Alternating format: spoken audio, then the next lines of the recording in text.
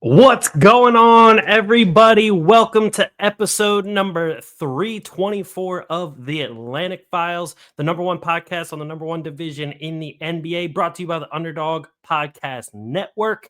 And today, on Wednesday's episode, we are talking back with the Atlantic Files, check in again, going over the scores and games that from our Sunday episode to now. And then we are also talking Ja Morant losing his joy, Zion Williamson hurt, and what's going to happen with the Pelicans now. So without further ado, let's jump into things.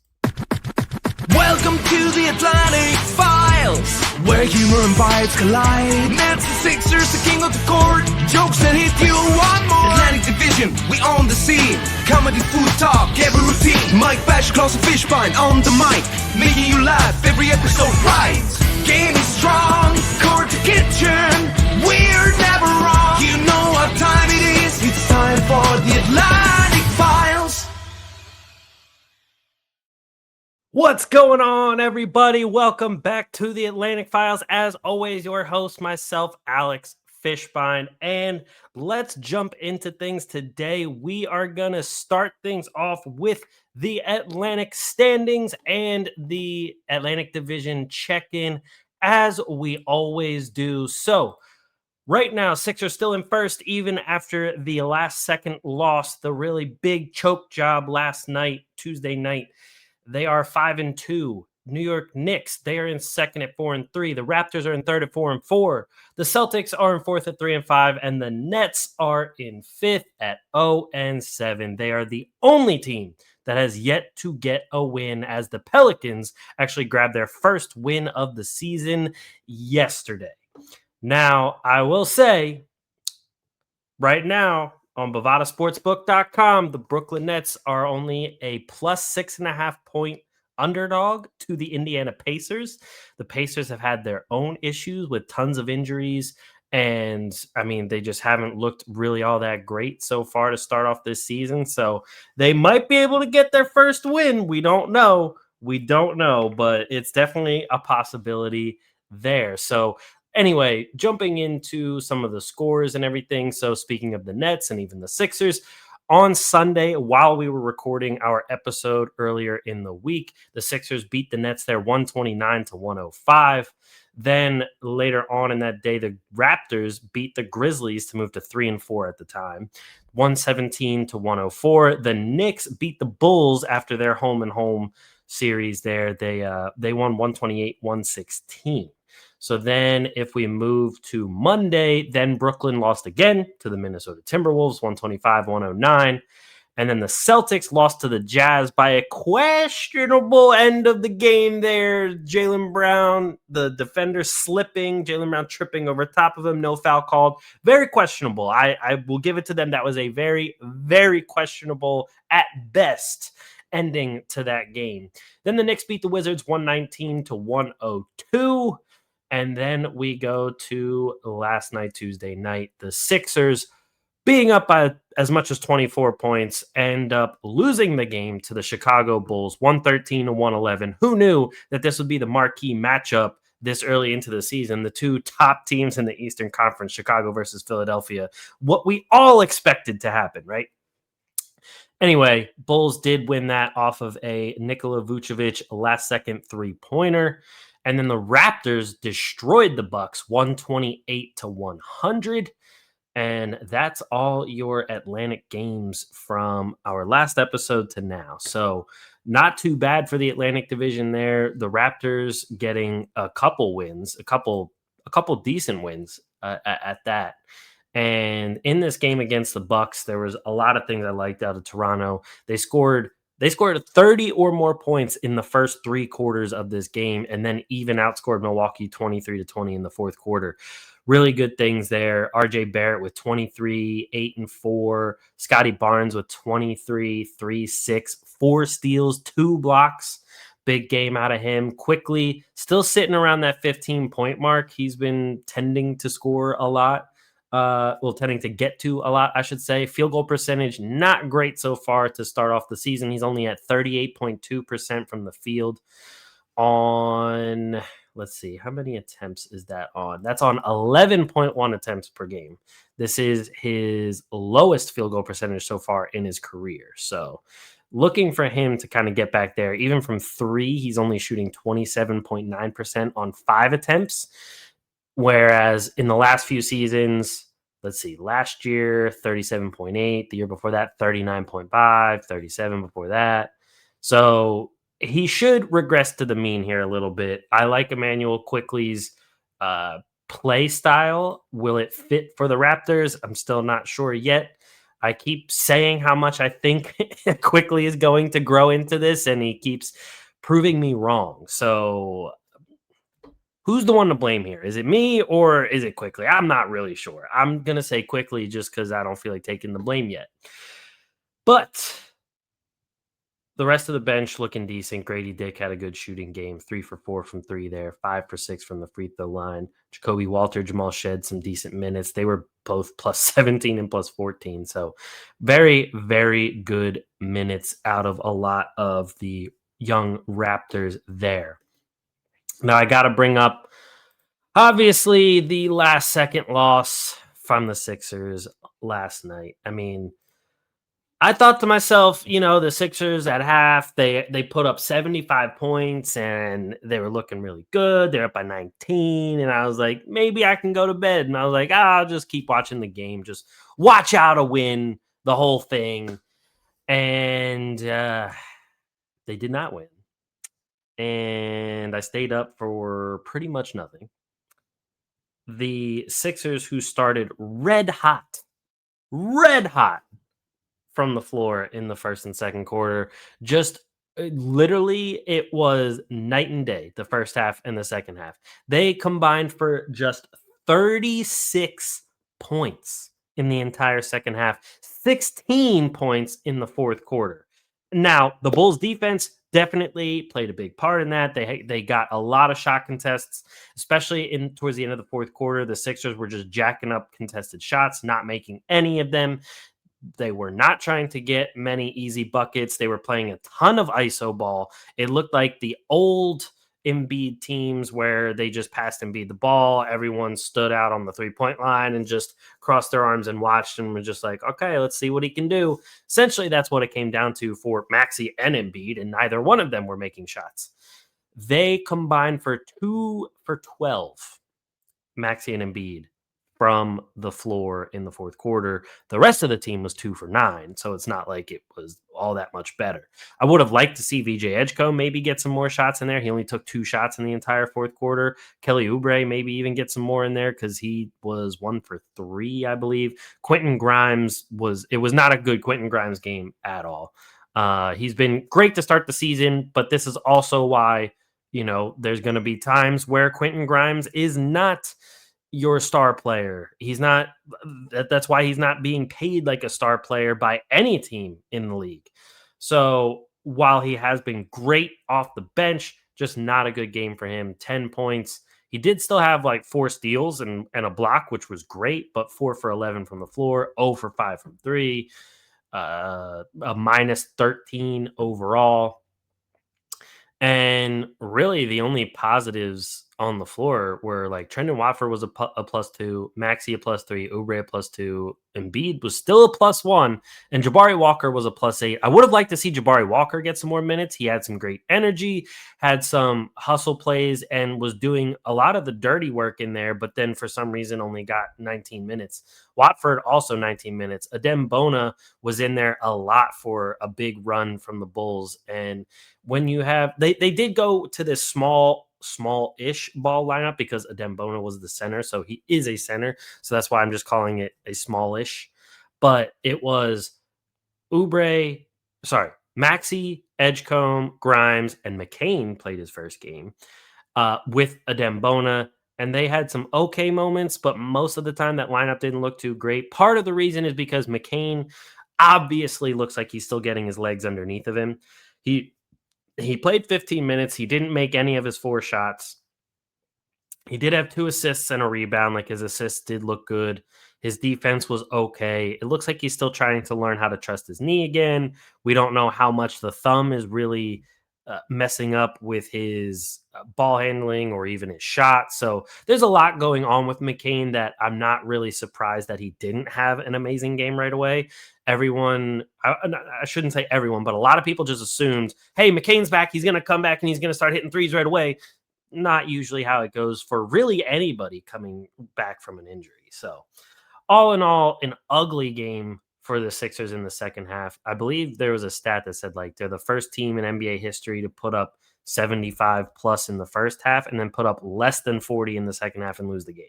So make of that what you will. But yeah, of all the good things going on in this season so far, this was not one of them. But shout out to the Bulls. Josh Giddey had another triple-double. That was his second consecutive one. I believe he's the only Chicago Bull other than Michael Jordan to put up consecutive triple-doubles. So Chicago, you got yourselves an exciting team, and Kobe White's not even back yet. So props to you guys. Props to the Bulls fans. I really hope you guys are enjoying it because Bulls fans especially they deserve to enjoy a season at least. I mean, with all the bad luck that they went through with Derrick Rose and then Jimmy Butler and the Tibbs years and like just not being very relevant since Michael Jordan, it's rough. I empathize with you guys. It's very rough. So hopefully the Bulls can hang on and really play up to where they've been so far this season. And it's kind of funny because right now, the odds here on Bovada, the Sixers are at plus 3,300 to win the NBA Finals, which to me, honestly, is a little too high. But especially like the Bulls are at plus 40,000. I don't know if the odds between those two teams are really that far apart. And I think it's both a testament of how good the Bulls have looked, but also there's a little too much confidence in the Sixers right now. I'm excited for them. They start off great. They're 5-2. We still haven't even seen Paul George yet. Dominic Barlow hasn't returned yet, but like we need to pump the brakes a tiny bit here. Like take a step back and, regroup, see that Embiid still has some way to go. He still is in his minutes restriction. The young guys still got to learn to play towards the end of the game. There's still a lot of rotation things to figure out. Maxi's playing like 40 minutes a game. Who knows if he's going to even make it to the end of the season? Definitely going to have to monitor things like that. So I digress. Just looking at the rest of the East, the Knicks at least bounced back a little bit. They did hit that 3-game losing streak where they lost to the Heat, Bucks, and Bulls. They did then come back and beat the Bulls and then had a nice little cakewalk of a game against the Wizards. Their next contest here is tonight, Wednesday night, against the Timberwolves. That should be a solid game. I don't think Anthony Edwards is back just yet. It says he's a game time decision. So if Anthony Edwards is back, that'll be an even bigger game for the Knicks because getting the Timberwolves at full strength is a lot different than without Anthony Edwards, obviously. Right now, the Knicks look to be 4.5-point favorites. So we'll see how that goes for them. And outside of that, just to go to the Celtics real quick, we don't really have to talk about the Nets much because we know they're tanking. There's not much to say about the Brooklyn Nets right now because that's really all that's going on. I mean, I will say this.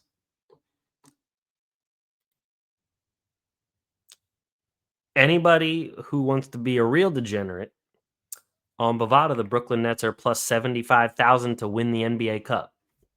Just saying. They only have one loss so far. Just saying. I'm just saying. But let's move on to Ja Morant here. I just think that it's pretty crazy. Like Ja Morant said, he lost his joy. If I bring up, let me see. Let me get the direct quote here so we don't have anything kind of lost in translation. So he was asked whether the things between himself and the coaching staff had been cleared up since his last post-game press conference. And he didn't really give an answer. He said, y'all asked that question to them, right? So y'all know the answer to that. when another reporter asked what the last 3 days had been like, he said, "My last 3 days." That's really about it.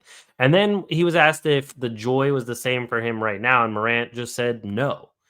And when they asked why not and asked what could be done to get back his joy, he just said, "We'll see." I mean, that sucks. Like, Ja Morant, when healthy and playing at his best, is one of the most electric players in the league.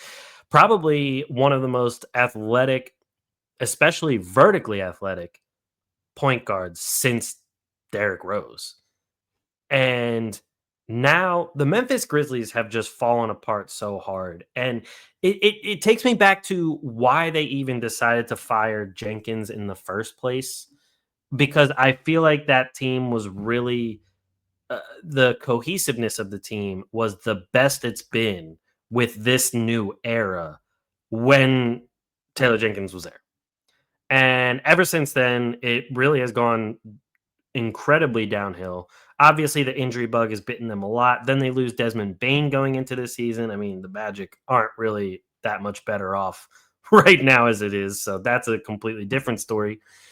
And now Morant is looking like he's probably going to be traded, but there's reports out there that, such as Bleacher Report, we have Andrew Peters here, the writer, and says four of the, or sorry, actually, this was a quote from Marcus Spears.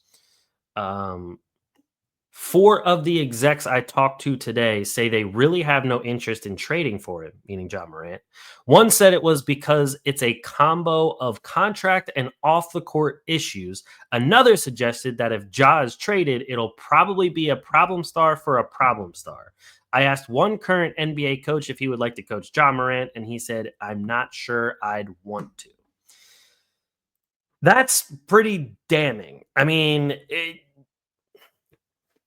the off the court stuff with Ja Morant is obviously well documented. Everyone saw what happened with the whole gun celebrations and trying to get him to stop doing that, and then he had the whole, the pictures of the money and the gun and the strip club and everything outside of the court. Then he tried to do all sorts of different celebrations, like throwing a grenade and stuff like that. So that was all a story in and of itself. Now, Ja Morant, the big thing is, and we hammer this a lot on this podcast, especially going back many years, because I mean, we are an Atlantic Division podcast, and we have had plenty of players in the Atlantic Division that do not stay healthy. So that's probably why we talk about it a lot. But Ja has one season that he would qualify for regular season awards. Like, with the new regular season award minimum of 65, he would have qualified once, and that would be his rookie year. Since his rookie year, so 67 games in his rookie year, right? Then 63, 57, 61, 9, 50, and then 7 so far this season. So, like, it's hard to pay a player that much money and not even have him on the court for you. Like, this year he's making 39.4 million, then he makes 42.1, 42.2 next season, and then 44.9 in 2027, 2028. And none of these are options. These are outright years. I mean, I don't blame GMs that say they don't want to trade for him when you are on the line for paying all of that money for a guy that can't stay on the court. And now, even when he is on the court, he's not playing well. He's putting up 20 points a game, 7 assists, 3 rebounds, which that is a very respectable stat line. Shooting 39.3% from the floor and 13.9% from 3. I mean, his best 3-point season was in 21-22 when he won Most Improved, and he shot 34.4 from 3 on 4.5 attempts, but shot 49.3% from the floor in total on 20 attempts. His game is slashing, it's driving, it's getting to the rim. And if he can't, the moment that athleticism takes a step back, his entire game takes a step back. His mid range is okay. His 3-point shooting is not good. So, unless Ja Morant changes his game, it's not going to age very gracefully. And I like that kills me to say because I love watching Ja Morant play. Like I said before, he's one of the most electric players in the league. And when we've seen him at full force, he was dunking on everybody. He was just the most fearless player out there and still could dish the ball along with getting all these big time plays at the rim and big buckets. But the fact of the matter, when you look at everything, is that what he's providing on a year to year basis does not equate to how much money you have to pay it. And when it comes to the coaching, I mean, like asking the coach if he wants to coach John Morant, I don't think you can really make that decision from an outside point of view. There's a lot of things that people have said, or he say she say type of deal, like from ex coaches or ex assistant coaches and stuff like that. That just might not be the case. I don't really pay attention to that part as much. I try to look at all of the things that are readily available and easily seen, such as stats and playing style and stuff like that.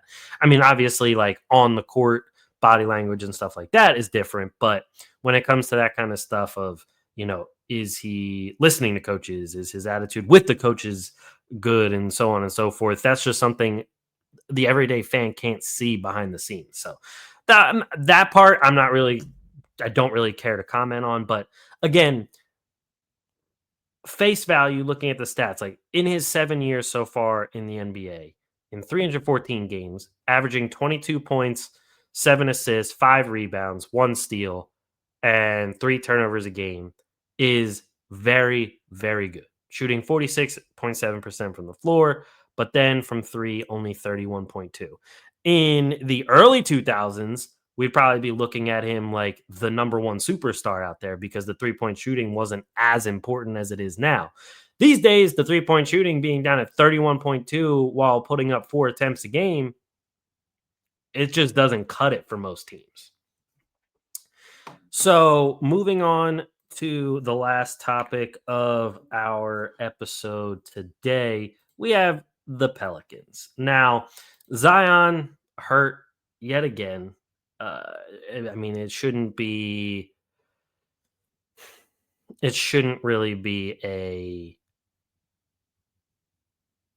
surprise, is what I'm trying to say. But the big thing here is the Pelicans have looked awful. Now, excuse me, we know they traded away Brandon Ingram. We know they traded away CJ McCollum. They brought in Jordan Poole. They brought in a few draft picks. Zion's health has always been something in question, and his commitment to his body and the team have always been in question. Now, I would say on top of all that, the coaching staff is in question. I think it's actually pretty crazy right now that Willie Green is plus 8,000 on Bovada for Coach of the Year, which isn't even the worst odds. You have Kenny Atkinson, Jordan Ott, Doug Christie, Brian Keefe, and Jordy Fernandez with worse odds than Willie Green. I think Willie Green should be right down there with the worst of them. I don't know why he's above half of these guys. So, but I will say, even for Rookie of the Year, like Jeremiah Fears is about like 7th highest odds. Fears, I think, will probably build those odds like as the season goes on, but you still have rookies on other teams that are doing a lot more than that too, with like Cooper Flagg and Edgecombe and Con Knipple and Cedric Coward, Trey Johnson, Dylan Harper. All these guys are obviously higher picks in the draft as well, so some of them make sense, but they're just doing more right now. And Derek Queen, great game from him in their first win the other night here. If I go back to that score real quick. So they beat the Hornets 116-112 for their first win. And Trey Murphy put up 21 points, 3 assists. Jordan Poole had 11.6 assists, but shot 3 for 14. Classic Jordan Poole stat line. Jeremiah Fears had 11 points, 3 rebounds, no assists on 4 for 10 shooting. Alvarado was really the hero of the game, even making the game-winning shot. And off the bench had 18 points, 6 assists, 2 steals, 3 blocks, shot 7 for 11. And then Sadiq Bey got some quality time in there. 17 points, 4 rebounds, 3 of 5 from 3. I mean, if Sadiq Bey can start playing well, that's pretty big for them too. They took a gamble on him coming back from his torn ACL. So if he can, really crack the lineup and get some quality minutes in there, that's a big plus for the Pelicans. No Zion in this game. Kevon Looney didn't score. Herb Jones, not usually that much of a factor on offense, 11 points, 5 rebounds. But all in all, Derek Queen had the 12 points, 8 rebounds, 7 assists, 4 steals. So great game from Derek Queen, especially off the bench in only 18 minutes. All in all, though, the Pelicans, they just look so disorganized. They just don't look like they're like the offense doesn't really look like it has that much rhyme or rhythm to it. The defense isn't great. At one point last week, they were down almost 30 to the Detroit Pistons in the fourth quarter. Zion now, like I said, out for at least a week. He's supposed to be reevaluated in 7 to 10 days with a hamstring strain. I just think for the Pelicans' sake, it's just time to actually blow it up. Like the Jordan Poole experiment, I guess, is something like, yeah, he's younger than CJ McCollum, so you kind of got a little younger there. But at this rate, just go interim head coach, do a thorough coaching search in the offseason.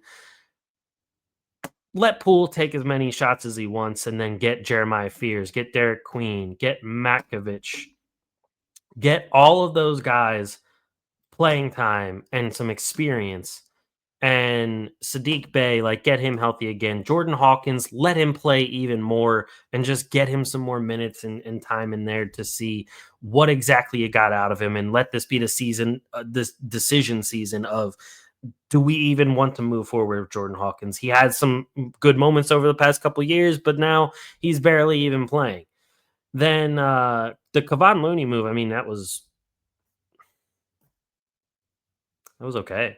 It wasn't anything like that's going to move the needle. But the thing is, to me, the Kevon Looney move is a move that you just need one more defender in the paint to really be a contending team. And obviously, they're not close to that. Herb Jones could probably get you some good assets back in return. He could be a great defensive asset on a contending team. Trey Murphy obviously is if I'm the Pelicans, I would rather retain Trey Murphy because he's been one of the better draft picks that they've made. He's only 25 years old, but if you're trying to collect assets, he's going to get you a good bit of assets as well. And outside of that, just let all the young guys play. DeAndre Jordan has been a good bench veteran, so decent in terms of that for that signing. But the Pelicans are just in this weird state of they think they're better than they really are. It seemed like they were semi trying to compete a little bit this season with some of the moves they made, but they're definitely just not good enough to do that. I don't see them even coming close to the play-in. And again, the coaching staff has just looked really outmatched almost the entire time they've been there.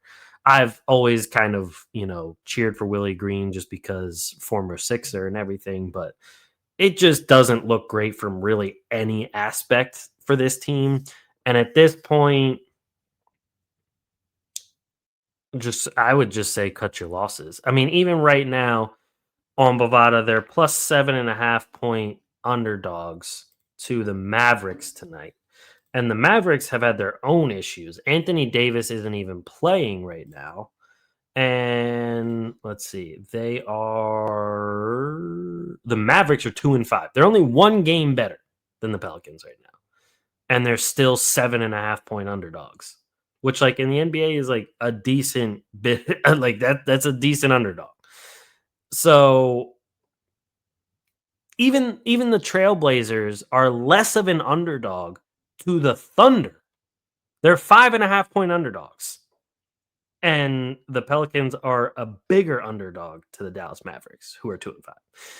So I feel like that says a lot. And if you're asking me, the panic meter should be close to the top. Maybe it's not like, code red, but it's like code slightly lighter shade of red. I don't see where the Pelicans are going. And I think it's time to just cut the ties. That's just, to me, that's just how it is. One thing I do want to bring up, just as because we were checking in our last episode about Tyrese Maxey, possibly being MVP. I mean, their last game didn't exactly exude that much MVP-ness. Probably shouldn't say it like that, but now you got a clip. If we look at Bovada here one more time for MVP, Gilgeous-Alexander, Wembanyama, and Doncic are the top three, which makes sense. And then Jokic is not too far behind, which we brought up. We brought up SGA, Wemby, and Jokic as the top three, but Doncic is up there right now. Then you got Giannis, and then there's Maxey, but it's a big drop off from there. So like SGA is plus 190, Wemby 250, Doncic 400, Jokic 450, Giannis 700. Then it gets to Maxey and it's 6,000 for the odds. So that's a huge drop off. Obviously, he's still there. He's up there. He's in the top 6, but very, very unlikely. But hopefully, he shows a little something, and we get back to the Sixers winning again. But that is it for us here on Wednesday for episode number 324 of the Atlantic Files, the number one podcast on the number one division in the NBA. As always, if you guys want to catch our episodes early, they debut on YouTube usually first, and then they're on all other podcast platforms after that. So check us out on YouTube, hit subscribe, like if you enjoyed the episode, and if you hit the bell, it'll let you know when we're premiering a new episode. So check those out. Thank you, everybody, for listening and watching, and we will catch you guys next week on Monday. Peace.